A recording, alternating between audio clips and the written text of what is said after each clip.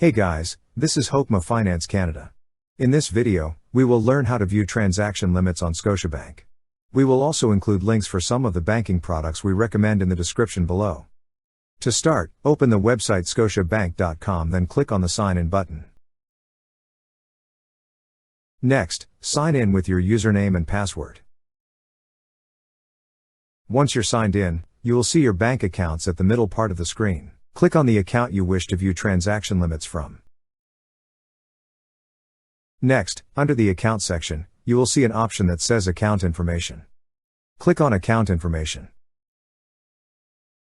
Then, at the bottom part of this page, you will see a section for transaction limits.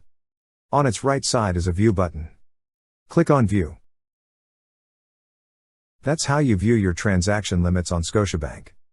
Thank you so much guys for watching, and if you have not yet subscribed to our YouTube channel, please subscribe to our YouTube channel as we create tech videos related to financial apps almost every day.